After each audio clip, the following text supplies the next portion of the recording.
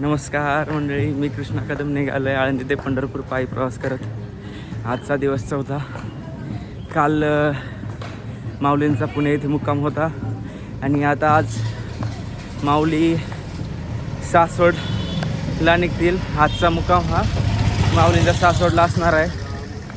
की फ्रेश होऊन आंघोळ करून आपण निघालेलो आहोत. पुणे आता आपण सोडत आहोत. आता दिंड्या निघालेल्या आहेत सासवडच्या दिशेने. आता माऊलीचा पुढला मुक्काम हा सासवड येथे असणार आहे. मस्त दिवे घाटातून आता आपल्याला जायचं आहे सासवडला.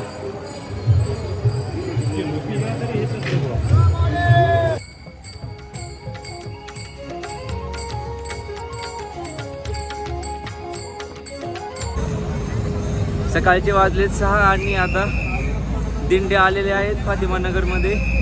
आपण थोडं विश्रांतीसाठी थांबलोय. लगातार 2 तास झालं चालत होतो. आता थोडंसं विश्रांती घ्यावं म्हणलं आणि विश्रांती घेऊन पुढच्या मार्गासाठी निघायचं आहे. वारी करायला पाहिजे, वारीला यायलाच लागते.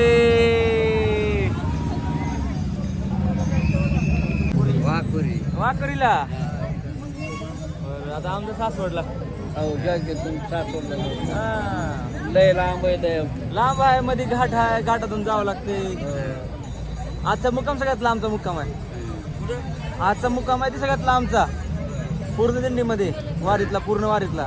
पुन्हा काय पुन्हा जवळच आहे. 18 किलोमीटर, 15 किलोमीटर, 8 किलोमीटर असे आहेत. 3ला 2ला आंघोळ्या करून वाटायला लागते या दिल्लीचे. कसं म्हणलो? 3ला 2ला. आता बघा की आता आम्ही पण सकाळी 3ला आंघोळ केलोय. 3ला आंघोळ करून मस्त फ्रेश होऊन निघालो होतो. 4 वाजता निघायला वेळ 4 वाजले. आता इथपर्यंत पोहोचला 2 तासामध्ये. वारीमध्ये कसं असते सांगतो मंडळी. तुम्हाला दाखवतो एक गोष्ट. या बाबाला बसल्या ठिकाणी झोप लागायला लागली. तुम्ही विचार करू शकता किती वाजता उठावं लागतंय आणि किती वाजता निघावं लागतंय. 2 वाजता सगळी मंडळी उठून आपापल्या मार्गाला लागतात. त्याच्यामुळं असं कुठं विश्रांतीसाठी थांबले किंवा बाबाला कशी झोप लागायला लागली बघा. असे झोप लागते, विश्रांती घ्यावं लागते. वारीला येणं सोपं नाही, वारीला यायलाच लागते. आणि हे सुख प्रत्येकाच्या नशिबात नसते. कसं असतं सांगा बाबा. समजत येणं का सोपं आहे का? वारीला येणं कसे सोपं आहे. मोरगाळून जातो माणूस मोरगळून जाते. दिवसभर चलून पण संध्याकाळी झोप कधी लागली कळत नाही. परत अजून 2 रात सकाळी 2 वाजता उठायचं, 2-3ला आंघोळ करायची, तयार व्हायचं आणि आपापल्या मार्गाला लागायचं. काय म्हणता म्हणजे? हा, चांगलंय की. कसं आहे माऊली?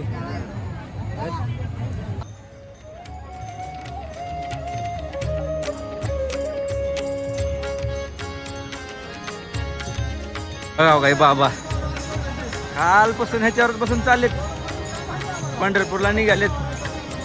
बाबाचं नियोजन. आता नियोजन पाहिजे, नाच करते काय. दिंड्या आता हडपसर मध्ये यायला लागलेले आहेत आणि इथून आता ज्ञानेश्वर माऊलींचा रस्ता वेगळा होतो आणि तुकाराम महाराजांचा रस्ता वेगळा होतो.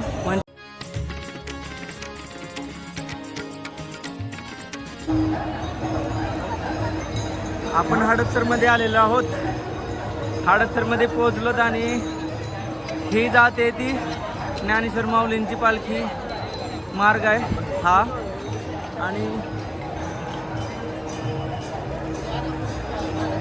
इकडून जातोय तो संत तुकाराम महाराजांचा पालखी मार्ग आहे. इकडून सरळ सोलापूरच्या दिशेने जाईल आणि ज्ञानेश्वर महाराजांची पालखी सासवड जेजुरी करत फलटणवरनं पंढरपूरला जाईल.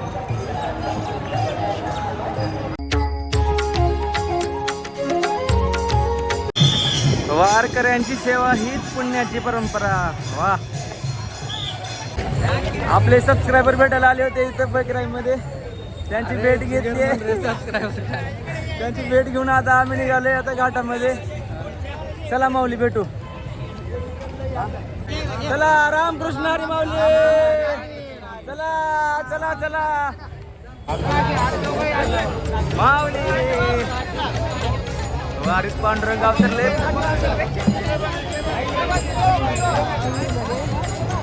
माऊलींच्या स्वागतासाठी फुलांनी भरलेला कलश.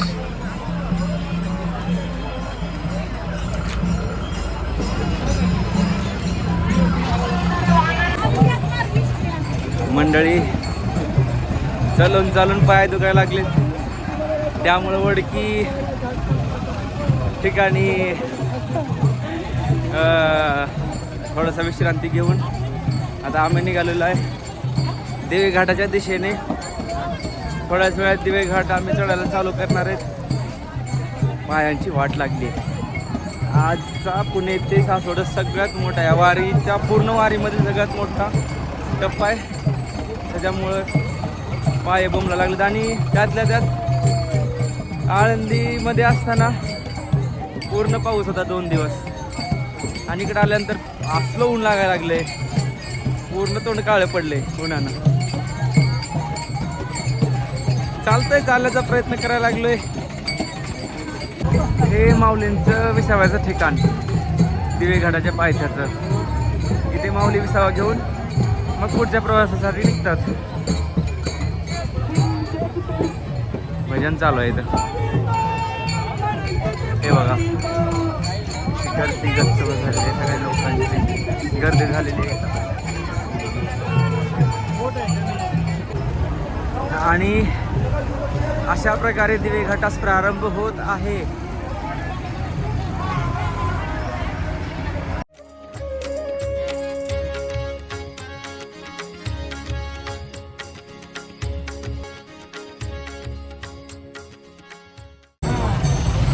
काय नियोजन नियोजन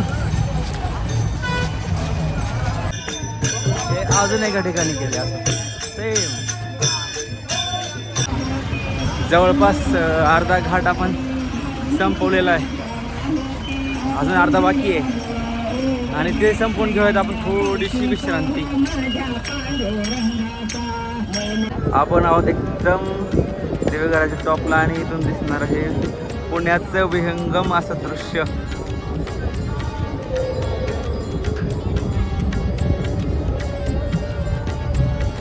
बघू शकता आपण वारी.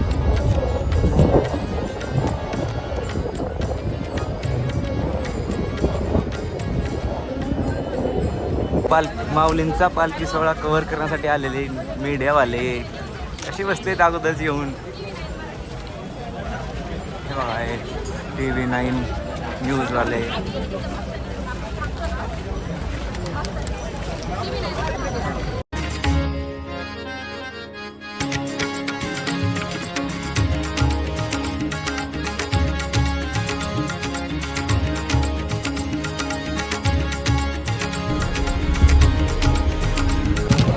हे माऊलींचं झेंडेवाडीमधील विसावा मंदिर. दिवेघाट चढून आल्यानंतर हे पहिलं विसावा मंदिर आहे, जे की झेंडेवाडीमध्ये आहे. मित्रांनो आता चालून चालून थकलोय, आता भूक लागली आहे. मस्त जेवण करून घेऊयात, काहीतरी खाऊन घेऊयात. इथं सोय केलेली आहे जेवणाची, तर बघूया आपण काय थोडंसं खाऊन घेऊयात, मग पुढचा प्रवास करूयात.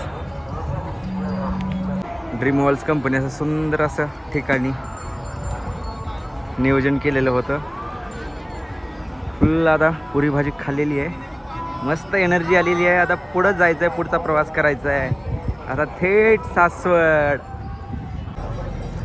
मंडळी आपण आता निघालेलो आहोत सासवडला. माऊली मागे विसाव्याला आहेत झेंडेवाडीमध्ये. आभाळ पण आले, पावसाचं वातावरण झालं, त्याच्यामुळे आता पुढे आपल्याला निघायला हवं, त्याच्यामुळे निघतोय आम्ही पुढं. हे असं मस्त असं वातावरण झालेलं आहे, बघू शकताय तुम्ही.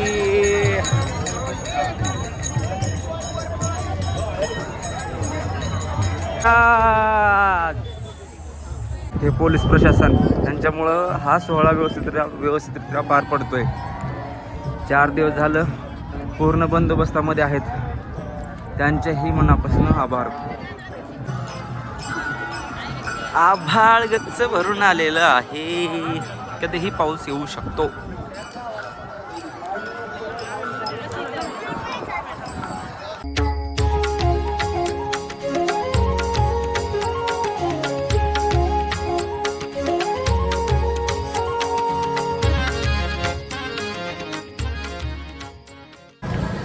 Finally we are in Saswad. दिवसभर चालून चालून सकाळी 4 वाजल्यापासून चालत होतो. माऊलींच्या मुक्कामाच्या ठिकाणी जाण्याचा मार्ग.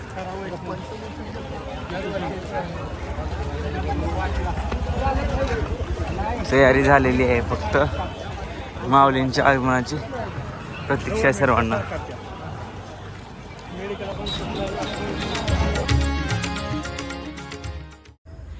मंडळी, संध्याकाळचा 6:30चा टाईम होऊन गेला आहे आणि आम्ही आत्ता आमच्या मुक्कामाच्या ठिकाणी पोहोचलो आहे सासवडमध्ये. तुम्हाला मुक्कामाचं ठिकाण दाखवतो, एक मिनिट. हे आमच्या मुक्कामाचं ठिकाण आहे. तुम्हाला जे समोर ह्या पाले दिसत आहेत ते आमचं मुक्कामाचं ठिकाण राहणार आहे आज आणि उद्यासाठी. तुम्ही बघू शकता, हे थकून येऊन कसे बसलेत. आता जाम थकल्यासारखं झालंय. काय दुखतंय, कुठं कुठं दुखतंय आणि कसं दुखतंय आता हे सांगण्यासारखं नाही आहे. आजचा पूर्ण दिवसाचा प्रवास बघायला गेलं तर 35 किलोमीटर प्लस प्रवास पायी चालत झालेला आहे. त्यामुळं आता जाम झोप लागते. असा कधी आडवा पडन आणि लगेच जागावर झोप लागणार आहे आता. त्याच्यामुळं आजच्या पुरतं एवढंच. सूर्यदेव पण चाललेले आहेत अस्ताला. आजच्या पुरतं एवढंच. चलो, शुभ प्रभात मंडळी. मस्त आता झोप झालेली आहे. कसं आहे वातावरण?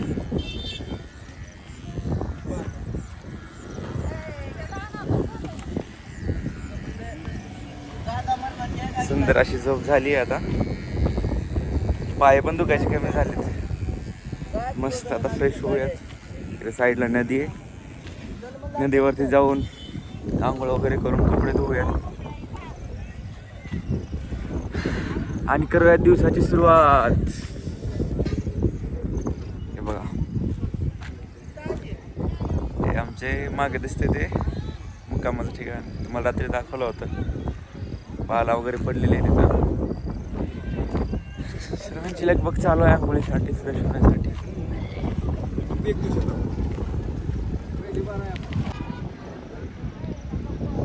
सुंदर असं वातावरण झालंय सकाळी सकाळी. मागे डोंगरांची रांग आणि त्या साईडला नदी आणि त्याच्या साईडला हे अशा पाली पडल्यात. सुंदर असं वातावरण, मस्त वाटतंय ना.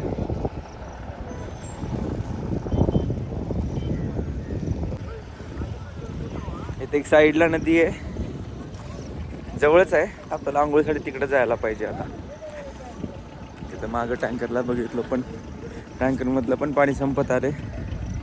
त्यामुळं आपल्याला आता नदीशिवाय पर्याय नाही. जाऊयात, चला आता नदीवरतीच.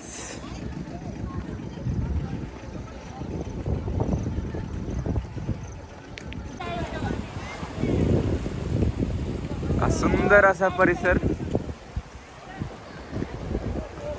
डोंगरांची रांग, सुंदर अशी डोंगरांची रांग, त्याच्यावरती आलेले ढग आणि त्या साईडला अशी नदी. आणि तिथं चालू आहेत सर्वांची आंघोळी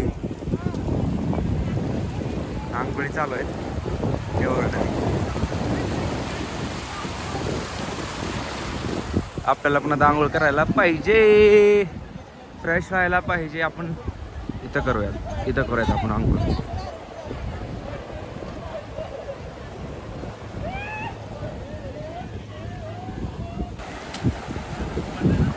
मनसोक्त पोहायला लागलेत पोरं. हे बघा,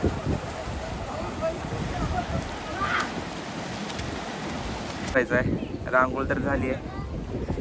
जमलं तर एखाद्या वेळेस माऊलींचं दर्शन करून येऊयात आपण जाऊन मंदिरामध्ये. तर जेवण चालू झालेत मंडळी, जेवायला बसल्यात मग ती. आम्ही जेवायला बसलो, पण आमच्या समोर काय नाही आहे. सगळे बसलेत जेवायला, आमच्या समोर ताटच नाही. नियमाप्रमाणे ही पंगत उठल्याशिवाय दुसऱ्या पंक्तीला जेवायला वाढता येणार नाही. त्याच्यामुळं आता ती पंगत उठल्याशिवाय आम्हाला काही जेवण मिळणार नाही. जेवण करून भेटूयात. आता संध्याकाळी आम्ही जेवणाच्या पंक्तीत बसण्यासाठी आलेलो आहोत. ऑलरेडी एक पंगत बसली आहे. आता आम्ही वाट बघतो दुसऱ्या पंक्तीसाठी. बघा ही पंगत संध्याकाळी पाऊस चालू आहे वरून आणि खाली पंगत चालू आहे. असा प्रोग्राम आहे आणि असंच असतं वारीत.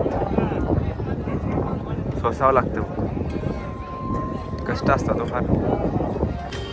भेटूया उद्याच्या व्हिडिओमध्ये.